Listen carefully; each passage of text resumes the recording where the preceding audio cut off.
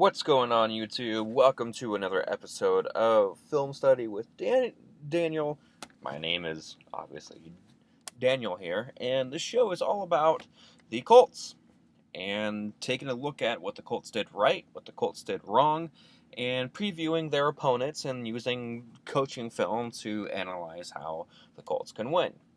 So they have the 2-5 Denver Broncos coming up, and there's a couple of plays that I saw on the coaching film for the Kansas City game of what the Colts can do to win the game. So here's one example. So we'll let this play out kind of from the upper perspective here a little bit.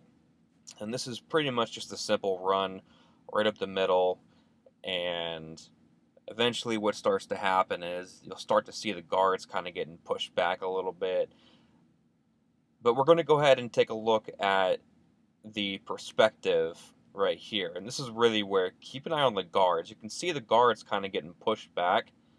And then all of a sudden, Philip Lindsay has to bounce it to the outside. And we'll take this a little bit slow here once the ball is hiked. And you see the counter, then all the defense, right? So the guards are trying to push. Then the tight end comes up, makes a decent block.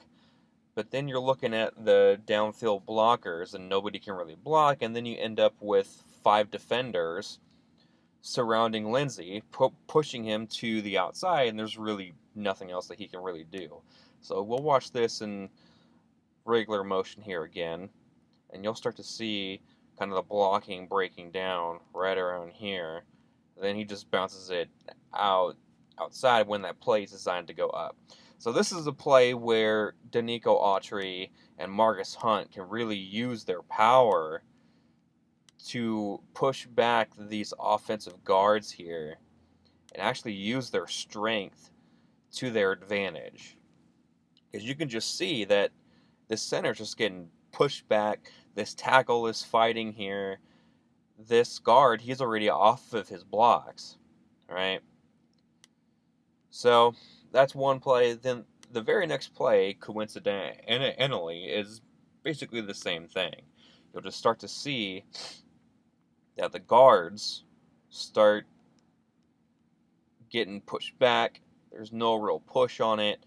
This left tackle doesn't really get a good block on there, and ultimately it's that guy, that 72, is trying to block that makes the tackle here.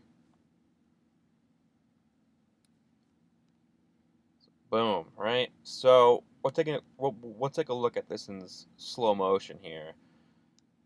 So now, right here is where he's got 2 options here.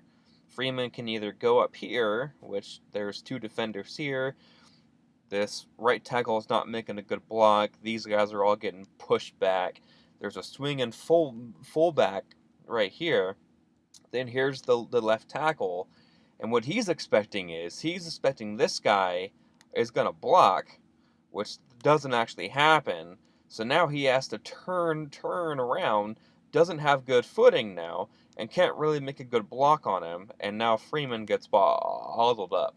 So these are just 2 examples of really where the Colts' strength on defensive line can really help them in stopping the run for the Broncos. And as we've seen, the Broncos have a terrible passing offense.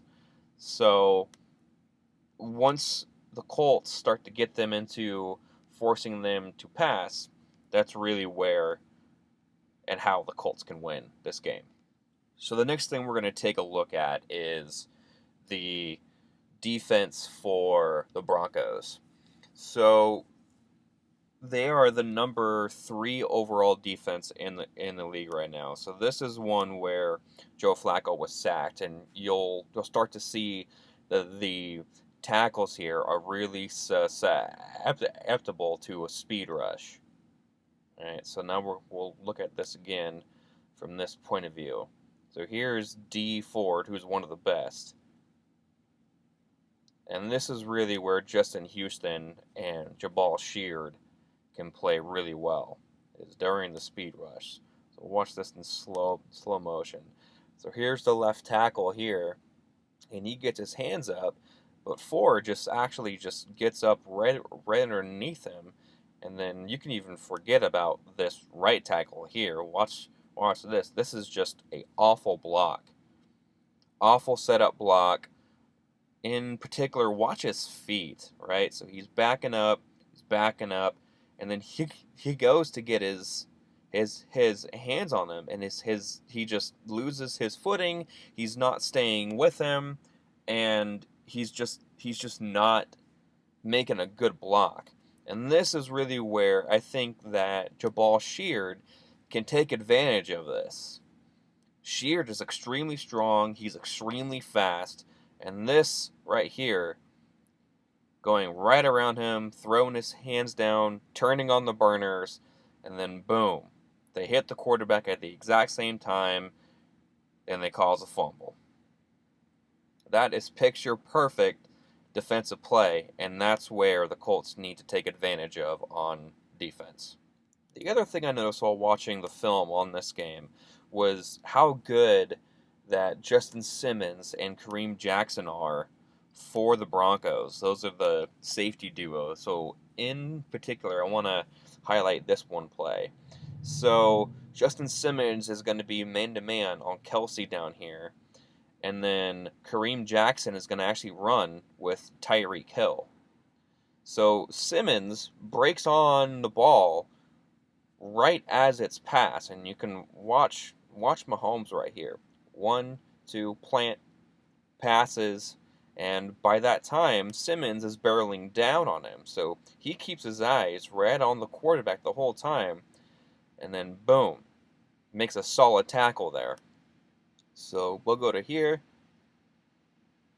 pump fakes, boom, solid tackle right on Kelsey for just a 4-yard gain.